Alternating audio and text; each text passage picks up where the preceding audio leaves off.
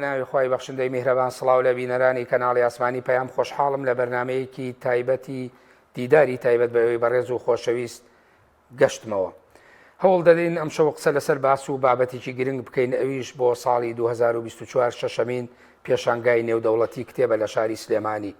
قسە لەسەر کتێب بکەین و هەروەها ئەو بوارانەی کە لە پێشانگای نێودەوڵەتی سلێمانی دەخرێتە ڕوو و قسە لەسەر باس و بابەتێکی گرنگکەین کۆی ئەو دارونەشرانە یاخود ئەو خانەی بڵاوکردنەوانە و دامەزراوە و دام و دەستگا ڕۆشنبیریانەی کە بەشداریەکەن لە شەشەمین پێشانگای نێودەوڵەتی کتێب لە سلێمانی تا چەند کتێبەکانیان بەرخوردی لەگەڵ خوێنەری ناوچەکە و دەوروبەردا هەیە، تا چەند کاریگەری فرۆشتنی کتێبەکان و هەروەها خوێنەرەکان پێشوازیان لێ ئەکەن. دەپرسین ئایا ئەو بوارانە کامانن کە زۆر کاریگەریان هەیە و گەنجان ڕووی تێ ئەکەن و کتێب ئەخوێندنەوە لە سەردەمی گلۆبالیزەیشن و پێشکەوتنی دنیای تەکنەلۆژیا و تۆڕە کۆمەڵایەتیەکانە ئایا وەکو پێویست خوێنەر ماوە؟ ئەم شەو بە میوانداری هەردوو بەڕێز کاک حاجی مخلیس یونس بەڕێوەبەری گشتی نووسینگەی تەفسیر لەگەڵ دکتۆر ئیسماعیل سەید ئیبراهیم بەرپرسی چاپەمەنی لە سنتەری زەهاوی گفتوگۆ ئەکەین. خۆشحاڵین بەخێر بێن بۆ بەرنامەی دیداری تایبەت.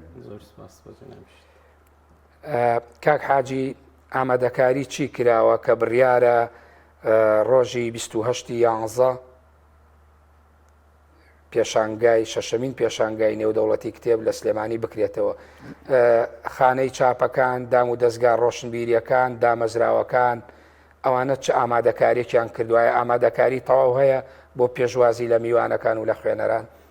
بەخوای من یعنی شارەزایەکی ئەوهام نییە، بەڵام ئێستا بەوشەوە چوومە پێشانگاکە، چاوەکەم جێرا و خولەکەم تێدا کرد و پێم وایە ئەو ساڵە لە ساڵان باشترە. ئەو ساڵە بەشداربووانی بیانی لە ساڵی ڕابردوو زیاترە. ئەو ساڵە هەندێک کەم و کوڕی هەبوو پار، ئەو ساڵە هەولیانداوە ئەو کەم و کوڕیانە نەمینێ. هەر لە دیمەن و ڕواڵەتیەکەی کە تەماشام کرد دیتم فعلەن گۆڕانکاری هەیە. هەندە دەستگای بڵاوکردنەوەی عەرەبی و بیانی ئەوەکانم خوێند، ئەوانە تازە بۆ یەکەم جارە دێن بەشداری دەکەن. ئینشاءڵڵا ئەو ساڵە ینی پێشانگاکە چەند هەنگاوەک بەرەو پێشەوە ڕۆیشتووە، لەگەر پار فەرقەشی زۆری هەیە. بەڵێ، یعنی کە ئەڵەی باشترە باسی دیمەن و ڕواڵەتت کرد لەلایەک لەلایەکی تر باسی بەشداریکردنی کۆمەڵی دام و دەستگای عەرەبی و بیانی، یعنی باشترەکەی لەمایە یاخۆت لە ڕووی هەندێک ناوەڕۆکەوەیە؟ بە تایبەتی ساڵی پار گلەیەک هەبوو لەوەی کە بەشێک لە خانەی بڵاوکردنەوەکان گلەیەوەیانە کرد کە نرخی شوێنەکان و ڕووبەرەکانی ئەو مەترانی دیاری کراوە ئەندازەیەک نرخەکان گران بوو بۆیان. وەڵاهی گرانەکەی لەبەر ئەوەی بوو پار لە کاتێکی نەگونجاو پێشانگاکە دەستی پێ کرد، موچە نەبوو، باری ئابووری خراپ بوو، زۆر لە دەستگای بڵاوکردنەوەکان دەستگای پەخش و بڵاوکردنەوەکانی بیانی یعنی لبنانی مەسری و ئەوانە لە شوێنی دی لەگەڵ ئەوەی پێشانگای سلەیمانی دەستی پێ کرد چەند پێشانگایەکی دی لە دەرەوە لە وڵاتە عەرەبیەکان لە هەمان کاتدا هەبوو. بۆیە زۆری وەکو بلێی ئاوایان پێ باش بوو لەو لای بەشداری بکەن، نەک لە سلەیمانی. بەڵام ئەو ساڵە وە دەزانم یعنی ئەو ساڵە باشترە، هەڵەکە ڕوخسایە کە ئەوان ئەمە لەگەر چەند کەسێکی پار کە نەهاتبوون هەر ئێستا لە ڕێگا کە لە هەولێرەوە داهاتین پەیوەندیمان پێکردن، گوتیان ئەمە هاتینە و هەندێکیان لە سلەیمانی بوون، هەندێکیان بەڕێوە بوون. یعنی بەس نازانین ئاستی بەشداریکردنیان یعنی بە چ بەشداری دەکەن؟ ئایا کتێبەکانیان نوێیە یا هەر بە کتێبە کۆنەکان بەشداری دەکەن؟ ئەوە هەتا پێشانگاکە نەکرێتەوە ئەمەش لێی نازانین، چونکە وەکو هەندێک پێشانگا هەیە پێشتر ئەو بەرهەمانەی کە پێ بەشداری دەکەن لەو پێشانگانە دەنێرن، خەڵک دەتوانی لە فێسبوک لە تۆڕەکانی کۆمەڵایەتی ببینیتن. بەس ئەو ساڵە ئەمە نەماندی چدەینن چناینن، بەڵام دەستگایەکان باشن، ئەمە تاقیبیان دەکەین لەبەروەی ئەمە چەندی دەفرۆشین سێ ئەوەندەش دەکڕین لەو دەستگایانە، یعنی پێیان دەڵێن کاکە کە هاتنە پێشانگای سلەیمانیا هەولێر ئەوەندە لەو کتابە ئەوەندە لەو کتابە لۆمان بینن، یعنی مەخصوص لۆمان دەینن، ئەمە لێیان دەکڕین لە کتێبخانەی خۆمان ئازیان بەڵێ. بەڵام ئەم ساڵ مەترسیەکی تریشەیە بەڕێز باسی موچەت کرد، خۆوەکو ساڵانی پێشوو ئێستش ئەوە تا موچە بەرەو مانگی 12 ئەچین و هێشتا موچەی مانگی دەنەدراوە، فەرمانبەران و موچەخۆران گیرفانیان خاڵیە. مەترسی ئەوە تا نییە کڕیاران کەم بن. زۆر مەترسیەکە زۆر گەورەیە، بەڵام ئەمە خۆی لە دنیاوە خەبەرێکی خۆشمان بیست ئەگەر خەبەرکە ڕاستبی. گوایە بەغدا دوونێ ئیعلانیان کرد، گوتیان سێ موچە سێ مانجی لە ماوەی 48 ساعاتیدا دەگاتە هەولێرێ. ئەگەر ئەو قسەیە ڕاستبی ئەمە نانمان دەکەوتە ڕوونی. ئەگەر ئەو قسەیە ڕاستبی هەر موچەشیش بدەن وەزمان باش دەبی. ئەگەر موچە نەدرێ ئەمە وەکو بلێ بە دەست بەتاڵی دەڕۆین و بە زیانەکی زۆریش، لەبەروەی بەڕاستی ئەوانەی کتێب دەخوێنن یان مامۆستایی مەکتەبن یا مامۆستای زامی ئەوانەنە، خۆت دەزانی ئەوانە شیان مۆزەفە یان قوتابیە، ئەوانە ئەگەر موچە نەبیتن زۆر زەحمەت بتوانن کتێب بکڕن. بەڵێ سوپاس. دکتۆر ئیسماعیل سەنتەری زەهاوی وەکو دامەزراوەیەک یا دەستگایەکی ڕۆشنبیری و فکری ساڵی پێشوو توێژینەوەیەکیان کرد لەسەر بەشێک لەو گفتوگوێش ئێستا کردمان لەگەڵ کاک حاجی مخلیس لە کۆمەڵێ بواری جیاوازە بۆ لەسەر ئاستی خوێنەران و پێشوازیکردنی دەستگاکان و هەروەها کڕیاران. ئایا ئەم ساڵی چاوەڕوان ئەکەن گۆڕانکاری دروست بێ جیاواز لەو توێژینەوەی ئێوە دوای بوارە جیاوازەکان هەندێکی باسەکەین، چاوەڕوانەکەن جیاوازی هەبێ یاخود ئەم ساڵی وەکو ساڵانی پێشوو بە هەمان تایپ و مۆدێل و شێوازی بەڕێوەچوون پێشانگاکە لە ماوەی ئەو دەڕۆژە کۆتایی دێت؟ بەڵێ بەناوی خۆی گەورە میهرەبان، وڵاهی بە نیسبەتی پێشانگاکەوە ئەوێ لە دووسێ ڕۆ ئێمە سەیریکەین ئەگەر بمانێ بڵێن جیاواز ئەبێ یاخود جیاواز نابێت. جارێ یەکەم ئامادەکاریەکەی لە چاو ساڵانی ڕابردووە ئامادەکاری باش کراوە و داری نەشر و قوڵکەوەی کاک حاجی باسی کرد هەندێک خانەی بڵاوکردنەوە وەشانی جیاواز و بەهێزتر لەوانەی پار هاتوون لەسەر ئاستی گوزەرانی خەڵک. من پێم وایە جیاوازێکی ئەوتۆی نییە ئەم ساڵیش، ینی ئەمە یەک دوو جاری تریش باسمان کرد کێشەی سەرەکی ئەم پێشانگایە ئەوەیە کە هەموو ساڵ لە مانگی 11 ئەکرێتەوە، جایان سەرەتایی 11 یان کۆتایی 11 یان ناوەڕاستێتی، هەموو ساڵێکیش مانگی 11 کێشەی موچەی زۆرتیایە. کۆتایی ساڵە و ینی ئەوە 3 ساڵە لەسەر یەک کە ئەو پێشانگایە ئەکرێتەوە لە ئەو پەڕی قەیرانی پارە و موچە و ئەوانەیە ئەکرێتەوە. پێم وایە ئەمە لەو ڕۆوە وەکو پار ئەبێ، بەڵام لەسەر و ئەوەشەوە پار لە چاو ئەوەی کە ینی موچە نەبوو گوزەرانی خەڵک خراپ بوو، بەڵام پێشوازی خوێنەران باش بوو لە کتێب. یعنی ئێمە وەکو خانەی بڵاوکردنەوەکان وەبزانام کاک حاجیش متفق بێ لەسەرەوە فرۆشێکی باش هەبوو لە چاو ئێمە تەسەورمان نەئەکرد کەوا بێ. دێمە سەر ئەوە لەوانەیە ئێوەکو دامەزرا و دەستگای ئیسلامیەکان بارودۆخی فرۆشتنەوەوانتان باش بوو بێ، بەڵام دەستگاکانی تر مەرجنیەوە بوو بێ. بەڵام تۆ باسی دەستگا بیانیەکانت کرد کە دەستگای باش هاتوو. ئایا باش لە ڕووی ئەوە سەرچاو کتێبی باشیان هێناوە یاخود نرخەکەی گونجاوە لە ئاستی کڕیارەکانە کامیان باشە؟ بێگومان باشەکەمە بەستمان ئەوەیە کە لە ڕووی کوالێتی نووسین و تەنانەت چاپەمەنیشەوە. بەڵێ ئەوە باشە، بەڵام ئێمە زانین خانەی بڵاوکردنەوە بیانیەکان هەمیشە کتێبەکانیان گرانترە لە چاو ناوخۆیەکان. ئەگەرچی پێشانگا وەکو مەرج دایناوە کە هەر خانەیەکی بڵاوکردنەوە بەشداری کرد بێ ئەبێ بڕێک لە داشکاندنی هەبێ، بڕەکە دیاریکراو نییە بەپێی خانەکە گۆڕێ، بەڵام پێم وایە ئەوان نرخیان بەرزترە بەڵام کوالیتی کتێبەکانیان باشە هەم لە ڕووی چۆنێتی چاپ و دیزاین و ڕنگ و ئەو مادەی بەکارێنێ هەم لە ڕووی ناوەڕۆکی کتێبەکانیشەوە کە ئەڵین باشە ینی باشەکە لەو ڕوانگەیەوەیە. اینجا خوێنەر بەڕاستی پێی خۆشەکەێتەوە پێشانگایە داری نەشری بیانی ببینێ ئەو کتێبە دڵخوازانەی کە لە ئەنتەرنێت و لەم لاولا ئەیبینێ دەستی بکەوێت لەوێ. زۆر ئێمە لە زانکۆ زۆر توێژەرمان هەیە خوێنکاری خوێندنی باڵا ماستەر و دکتۆرا خۆیان هەڵگرتووە بۆی ئەو داری نەشرە بیانیانە بێن و ئەو کتێبانێکیانێ دەستیان بکەوێتیایە. بەڵێ لەسەر ئاستی کڕیارەکانە ینی کڕیاری زیاتر چی بوارێک وەکو ئێوەش لە توێژینەوەکەی ساڵی پێشووتانە ئاماژەتان پێکردووە و داتا و ساپڵتان وەرگرتووە لە ڕووی ڕەگەزەوە بەشداریکردن و ئەو کەسانە لە ناو شارن دەرەوەی شارن قەزا و ناحیەکانی هەموو وردەکاریتان لە ناو توێژینەوەیە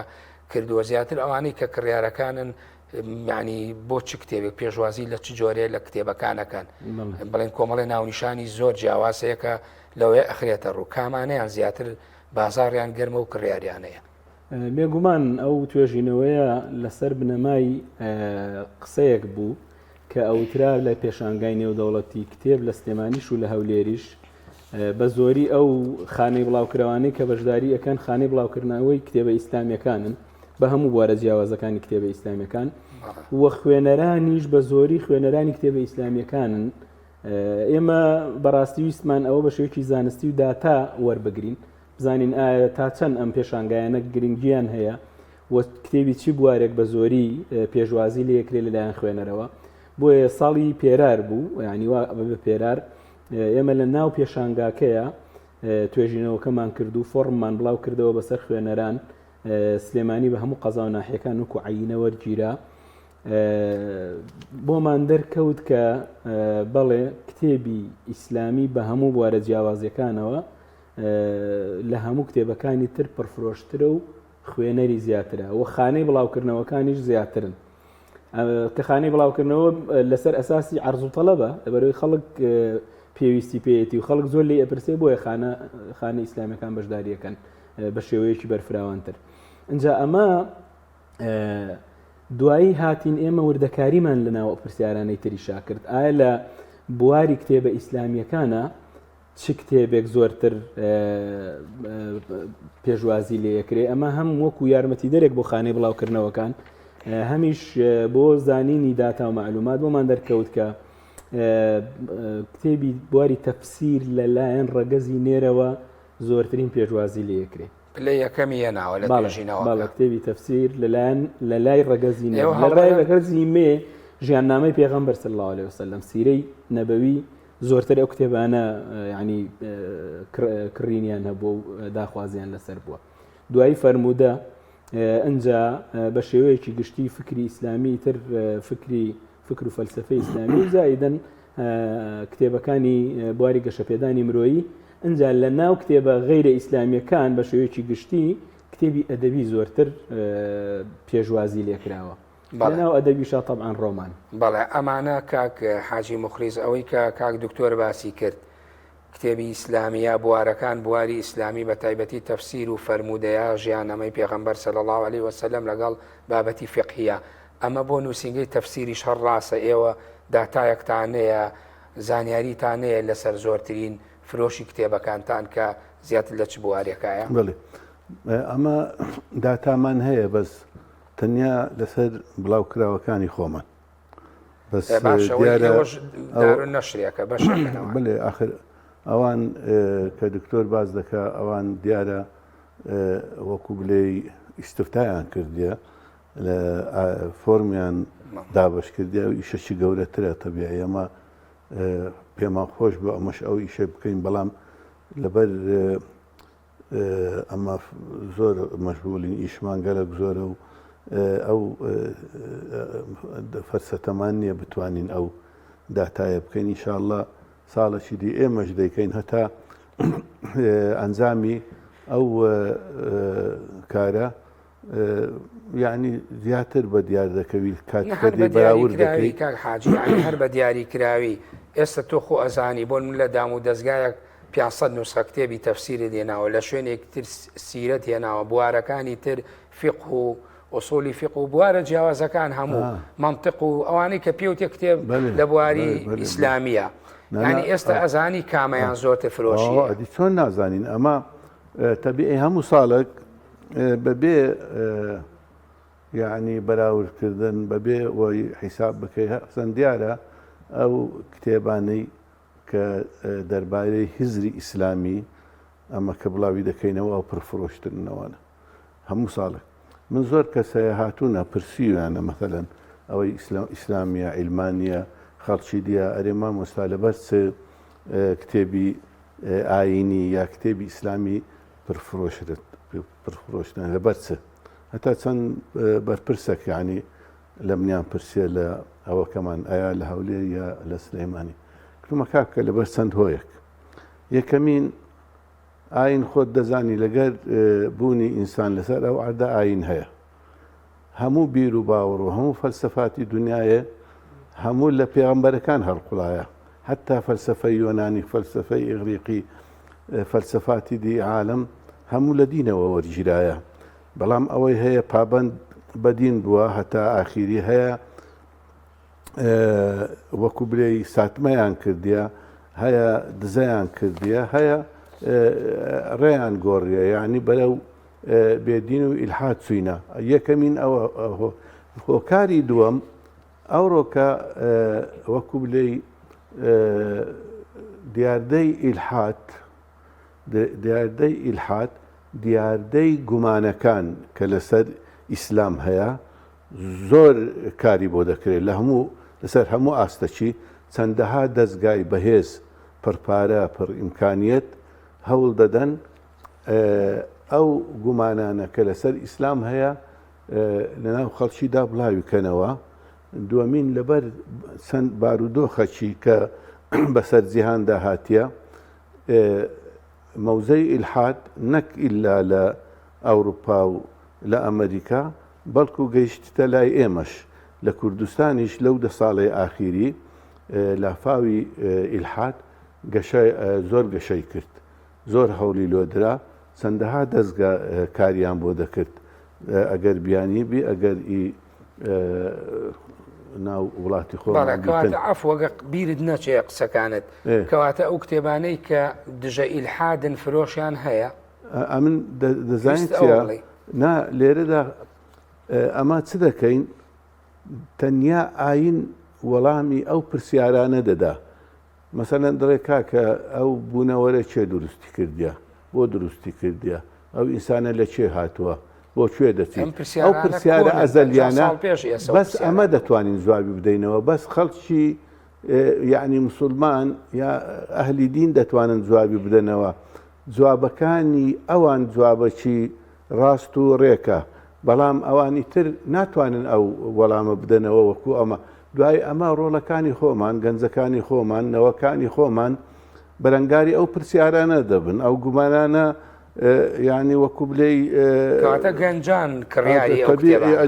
ئەمە ئەو کتابانە لۆیە زوخت لەسەر ئەو کتابانە دەکەین کە وەڵامی ئەو پرسیارانە دەدا یەک دووەمین یعنی هەوڵ دەدەین حتا یعنی مێزگەرد و محازەرات توشتووە لە ناو دەستگای خۆمان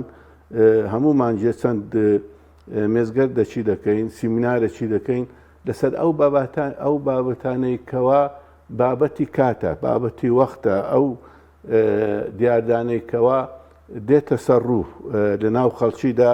باو دەبی وەڵامی دەدەینەوە ئایا بە محازەرات بی ئایا بە نامێرکە بیتن ئایا بە کتێبی گەورە بیتن کەواتەمانە پێشوازیان لێەکرێ دکتۆر ئیسماعیل باسی هزری کرد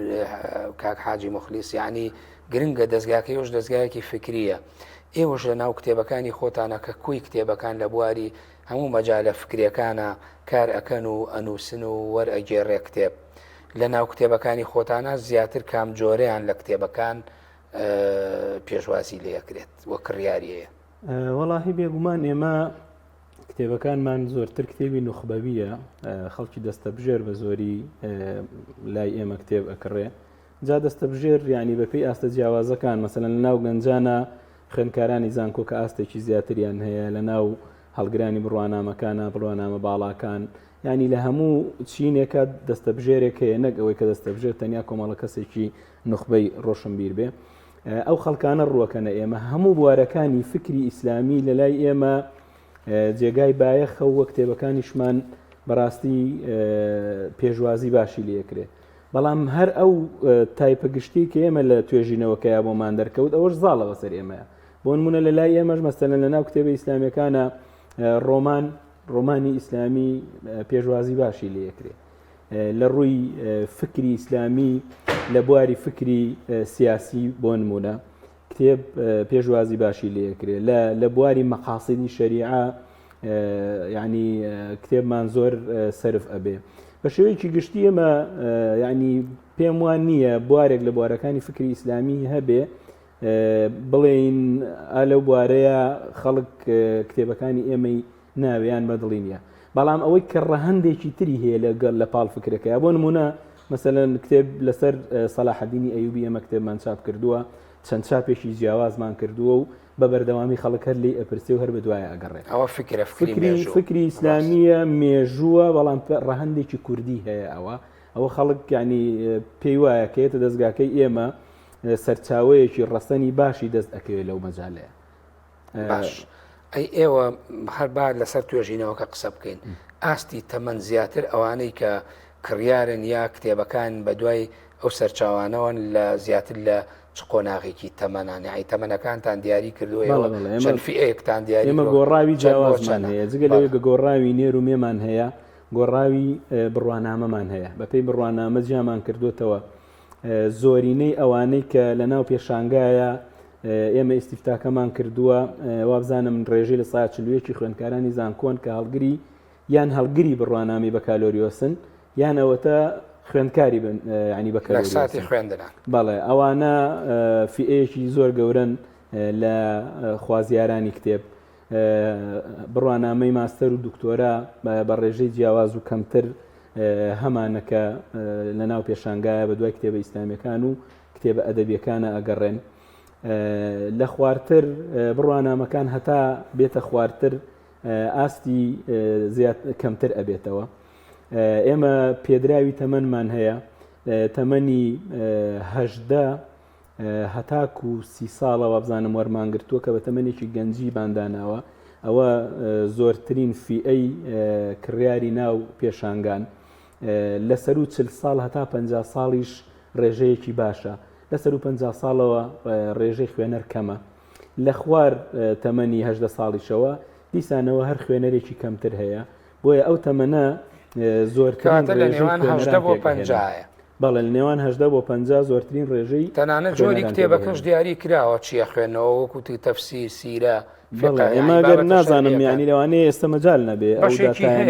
بە وردی بڵێژینەوەکەی ئێوە ئاماژەی پێکراوە ینی بە پێی تەمەن ئەگۆڕێ بەڵام لە هەموویە کە سیر ئەەکەی ئەوەی هەڵگری بڕوانامەی دکتۆرا لە هەر وارێکا بێ. زۆرترینی کتێبە ئاینەکان بە ڕێژەی زۆرتر ئەنجا کتێبی ئەدەبی ئەنجا کتێبی مێژووی کەیتە ماستەر هەردیسانەوە کتێبی ئاینی تر فکری ئاینی بێ تەفسیر بێ ینی کاڵین ئاینی بە شێوەیەکی گشتی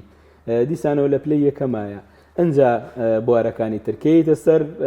فئەی تەمەنە بچووکترەکانیش گەنجەکان و بڕوانامەی بە کەلۆریۆس و کەمتر بە هەمان شێوە. بەڵام لە اختیاری دووەم و سێمە ئەگۆڕێ بەڵام اختیاری یەکەم هەر کتێبە ئاینیەکانە. باش کاک حاجی ئەو کتێبانی کە ئەفرۆشرێن یا خوێنەریان هەیە کڕیاریان بڵێن هەیە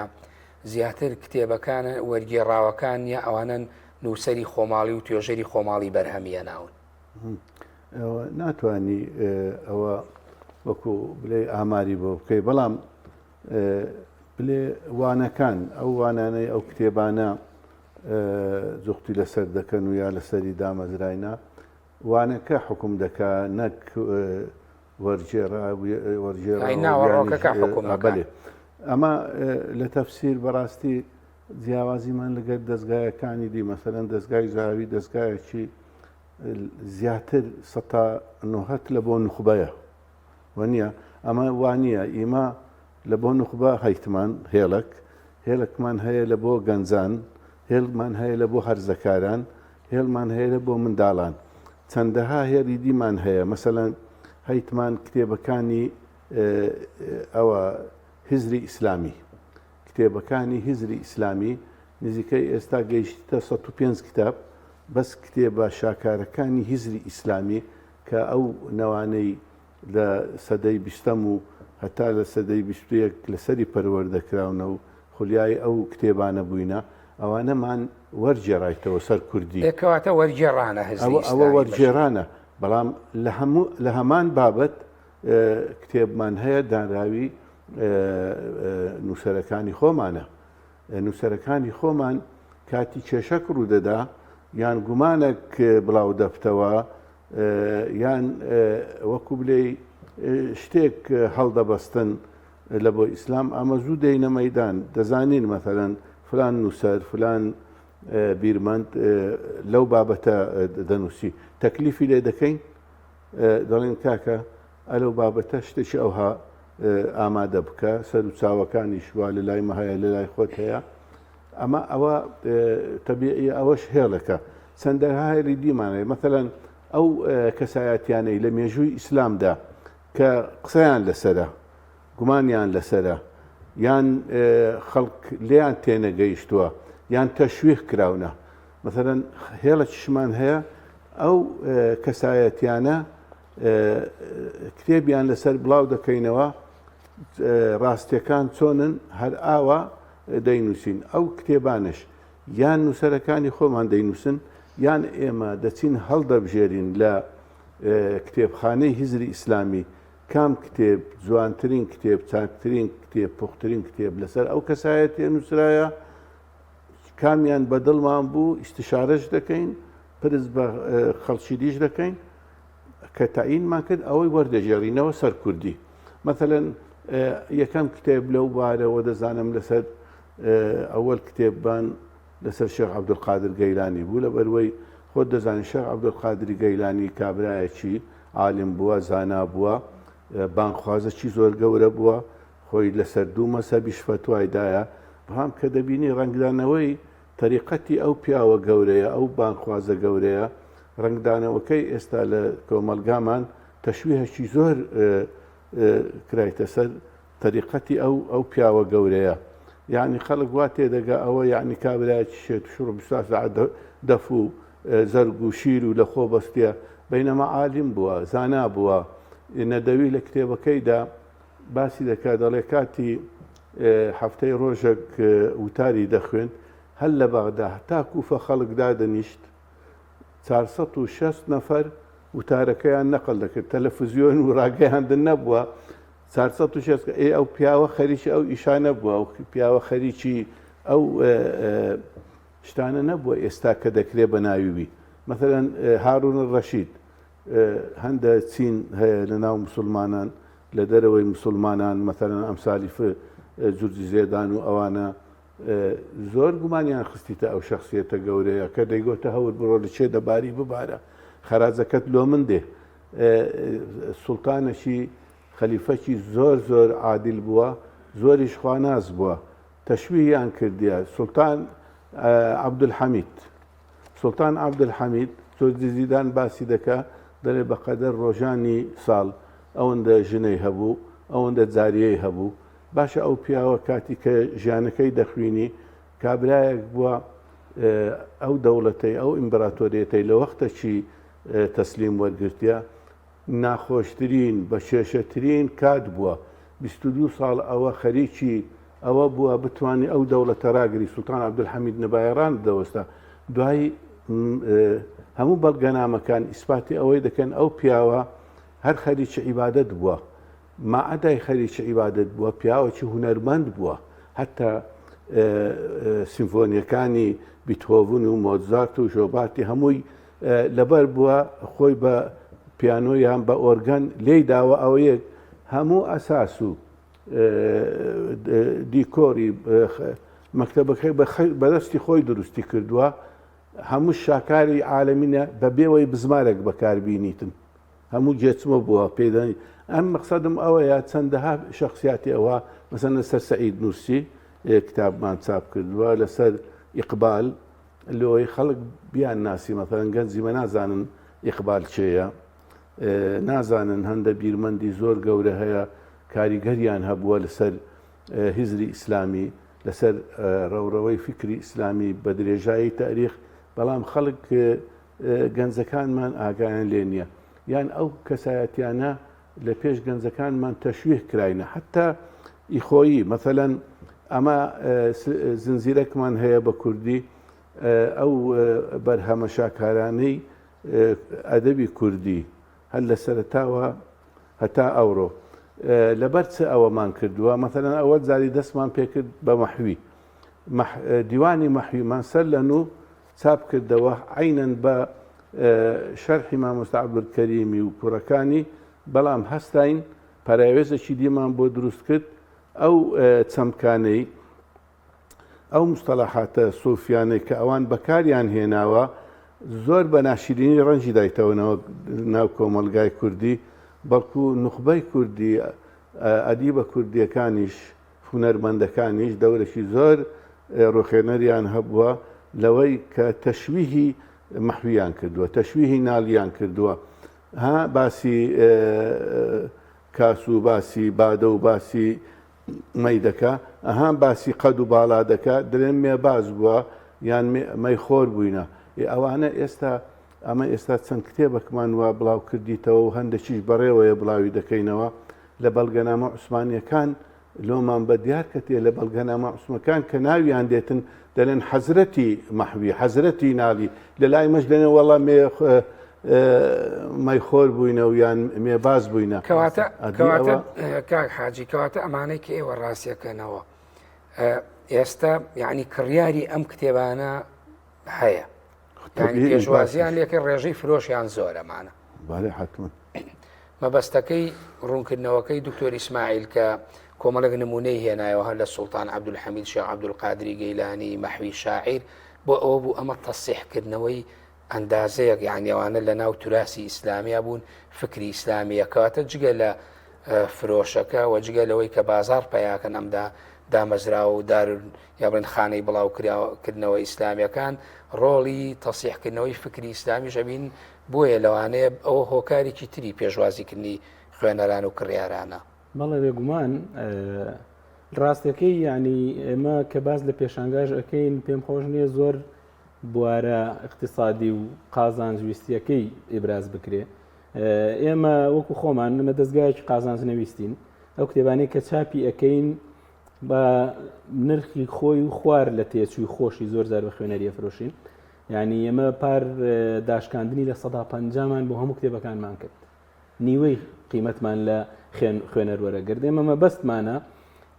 ئەوەی لە ناو کتێبەکانە هەیە بگات بە خەڵک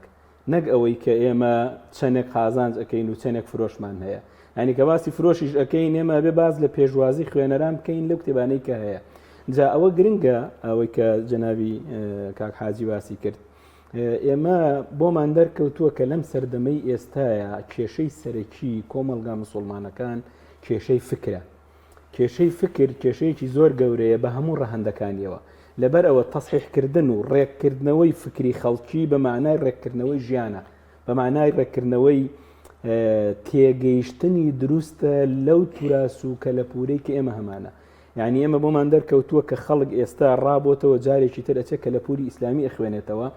بە شێوەیەکی نادروست لەو کەلەپورە تێگا چونکە کەلەپورێکی دەوڵەمەندی مەوسوعیە پێویستی بە خەڵکی پسپۆڕە بۆ ئەوەی لە بوارە جیاوازەکانە لەم سەردەمایە لە بوارێکە شارەزایی هەبێ بە پێی ئەو بوارەی خۆی بچێ لە ناو کولتور و کەلەپوری ئیسلامیشا بگەڕێ و ئیستینباتات بکا و تەنزیر بکا بۆ بوارەکەی خۆی جا ئەوە زۆر گرنگە چونکە ئەگەر ئێمە بەو تێگەیشتنە قەدیمەی کە هەبووە زانایانی سەردەمی زوو لەبەر ئەوەی لە هەموو مەجالەکانە شارەزاییان هەبووە لە هەموو مەجالەکان نووسیویانە بەڵام ئێمە لەم سەردەمەیە سەردەمی پسپۆڕیە پێویستە هەر یەکێک بەپێی پسپۆڕەکەی خۆی بوارێک لە بوارەکان بگرێ و لە ناو کەلەپوری ئیسلامیا بۆی بگەڕێ جا ئەوە بەشێکە لە ڕاستکردنەوە کەواتە ئەوە بەشێکە لە استراتیژی ئێوە شۆکو دامەزرا و خانەی بڵاوکردنەوەکان مؤسسەکان ئێمە کاری سەرەکی لەسەر فکر لەسەر ڕێککردنەوەی فکری خەڵکی موسڵمان ئەەکەین تێگەیشتنێکی دروست بۆ مێژووی ئیسلامیش چونکە لە لای ئێمە بیرن نەچێ هەندێک تەیارات هەیە ئێستا مێژووی ئیسلامی تەقدیس ئەکا ئێمە ڕاستە پێمان وایە مێژوویەکی زۆر پڕشانازی و گەورە و پڕشکۆی ئیسلام هەیە، بەڵام ئەو مێژووە نابێت بگاتە حەدی تەقدیسکردن کە ئێمە نەتوانین ڕخنەی لێ بگرین، کە ئێمە نەتوانین هەڵاوێردی کەین. لەبەر ئەوە ئێمە کار لەسەر ئەوە ئەکەین ئەو مێژووە جارێکی تر بخوێنینەوە بە مەنزوورێکی ئێستا و هەندێک شت هەیە هەڵەی ئینسانیە بۆ سەردەمی خۆی بووە ئێمە وازی لێ دکتۆر دەستگا دامەزراوە و مؤسسە بیانیەکانیش کە دێن ئەوانەی بڵێن وڵاتانی هەندێک لە وڵاتانی ئیقلیمی و ناوچەکە وڵاتە عەرەبیەکان ڕەچاوی ئەمانەکەن هەم ئەوەی کە بەڕێزت باسی کرد مەسەلەی قازانج نەویستی هەم مەسەلەی ئەفکار ئەوانیش ڕەچاوی ئەوە ئەکەن. پێم وایە بە پێی تەوەجوهەکان ئەگۆڕێ ئەوانیش ئەوانەی کە تەوەجوهێکی ئیسلامی دینیان هەبێ حتمەن ئەو مڕاعاتە ئەکەن، بەڵام ئیتر هەندێک دەستگا هەیە ئیشەکەی ئیشێکی ڕبحیە و قازانجە ئەوە زۆرتر بەس کار لەسەر ئەوە کە چی کتێبێک زۆرترین فرۆشی هەیە زۆرترین قازانجی هەیە. باش ئێسەیەکێ لە کۆسپە گەورەکانی بەردەم خوێنەر کە لە هەموو دنیا هەیە ئەم ئامرازی تۆڕە کۆمەڵایەتیەکانە و تەکنەلۆژیا و پێشکەوتنی تەکنەلۆژیایە، یعنی لە ناو تۆڕە کۆمەڵایەتیەکانە هەموو زانیاریەکان و معلوماتەکان ئەگا بە خوێنەر تا چەند ئەمە بۆ ئێوە بۆ بە کێشەوە بە کۆسب و بە پێشوازیە فرۆشی کتێب و ناوەڕۆک و ناونیشانی کتێبەکانتانەوە شێوەیەکی گشتی کاریگەری هەیە. ئەم کاریگەریەکەشی دیارە چووکەی کە هەیە لە بەردەستی خەڵکا وای کردووە خەڵک کەمتر بچێت بەلای کتێبیان حوسەڵەی خوێندنەوەی دوور و درێژی نەبێ. بەڵام ئێمە لەم توێژینەوەیە ئەوەمان ئەو کردووە بە پرسیارێک بۆ خوێنەر ئایا تۆ حەزت لێتی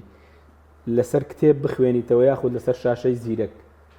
لە سەدا نزیکەی هەفتا بەرەو سەری خەڵک حەزی لێ ئێستش لە کتێب شت بخوێنێتەوە. شاشەی زیرەک بۆ وەرگرتنی هەندێک زانیاری سەطحی ئانی کاتیە لەسەر شتێکی دیاریکرا، بەڵام کەسێک بێ قۆڵ ببێتەوە لە بوارێکە حتممە نەبێ بگەڕێتەوە بۆ کتێب، ینی کتێب بە هیچ جۆرێک کاغەز ئیستیغنای لێ ناکرێت.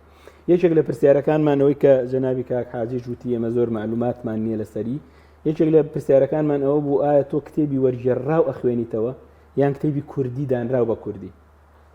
نسبەتی لە 159 وابزانم خەڵک ئەڵێ ئێمە کتێبی وەرگێڕاو لە زمانێکی ترەوە ئەخوێنینەوە. کە پرسیاری لە یەکەی بۆ ئەڵێ لە بەرەوەی پێمان وایە نووسەرانی غەیری کورد بە عەرەب و ئیتر هەر نەتەوەیەکی ترە خیبرەی نووسینیان زیاترە قوڵتر ئەنووسن، پێمان خۆش ئەفکارەکانی ئەوان وەرگری، بەڵام بۆ خۆی وەرگێڕەکەش دەوری هەیە. بێگومان ئەنجا پرسیاری ئەومان کردو تۆ لەسەر ئەساسی چی کتێب ئەکڕی؟ هەن ینی بە دەرەجەی یەک لەسەر ئەساسی ناوبانگی نووسەر و وەرگێڕ خەڵک کاڵەی فلان وەرگێڕێ ئەو کتێبە ئیتر یەکسەر ئەیکڕێ. هەندێک هەیە ئەڵێ مەسەرەن خولیا و حەز و خولیای خۆم بۆچی بوارێکی دیاریکراوە، هەندێکی ئەڵێ بۆ توێژینەوە پێویستم پێیەتی. بەڵێ سپاس. من ماوەی بەرنامەکەم بەرەو کۆتایە چێمەوێ کاک حاجی مخلیس بزانم کاریگەری فرۆشی کتێبەکانی تەفسیریا کۆی ئەو دامەزرا و خانە و دەستگا ڕۆشنبیرانەی تر بۆ خۆی کاریگەریە تەکنەلۆژیا و تۆڕە کۆمەڵایەتیەکان لەسەری ماوە. ئێستا تۆ لە شاری هەولێر بۆ نمونە بە بەردەوامی دەستگا و دامەزراوەیەک تەیە نووسنگەیەک تەیە کە پێیاڵەن نووسنگەی تەفسیر. ئایا بۆ خۆی